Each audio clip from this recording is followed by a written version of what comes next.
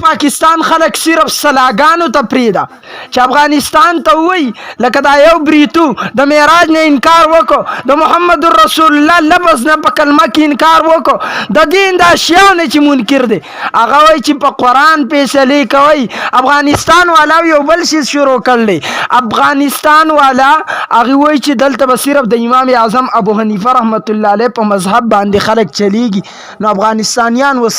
په فساد کې وراچي په جګړه کې وراچي په بساره په جګړه کې او دلیل په سوای چې قربانیان منګ ورکړي تر څو قرباني افغانستان له ورکړه بچیان هغه شهیدان کړو خزي افغانستان والا کونډې کړي شهید مولا محمد عمر شو ته صرف سلاګانو تناسب پاکستان کې یاد ساته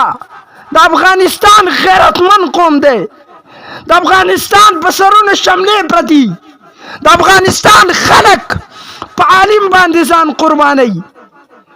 خبيث نطفه ته افغانستان ته سلاګانې مور کوا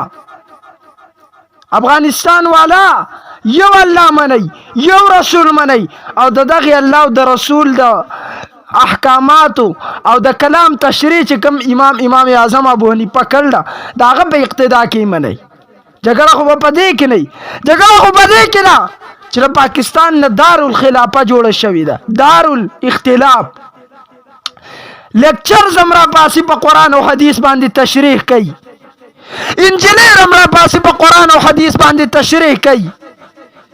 د سکول علاقم په قرآن او حدیث تشریح کوي افغانستان غیرتمن قوم دی افغانستان د قرآن او د حدیث به حرمتي نه کوي ستا خبيث پشان افغانستان د یوې لارې سړی دی افغانستان د یوې خبرې ځوان دی او موږ ټول افغان یو موږ د باندې فخر کوو یال کوو افغان والاو چې تر څو پورې ستاسو قوانین هم په دې طریقه باندې جاری په دې طریقه او تر چې قرباني ورکړل افغانستان لا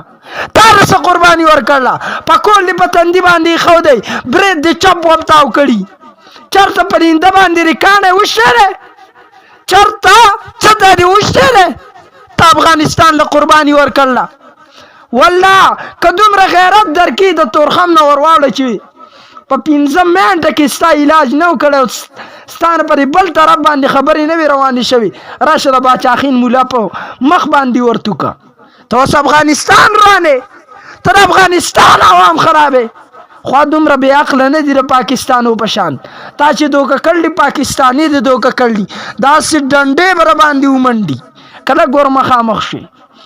دا خدا دارالاختلاف دی افغانستان د حیا او د غیرت قوم دی ام چې تر څو پورې داغي قوانین په دې طریقې د عمل بنورانیږي مخکې ځلې په کار سړی ته تحقیق اجازت ورکړو شیخ صاحب فرمایل چې هر سړی بلګیاو نو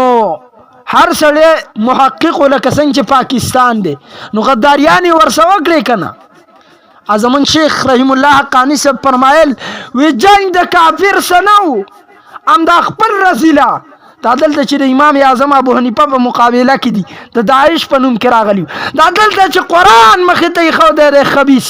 د دې سړي په شکل کې ول راغلی د افغانستان خزه کونډې کړي وي ځوان خزه په کورونه کې ناشتي دي تعالی خبيث په کارو چې تا راغیو د پارغه ګوچت کړي وي تر اسلامي فقه په خلاف باندې را پاسه د خلکو په ذهن کې دا تصور وراچه چې ګویا دا فقه قرآن حدیث خلاف ده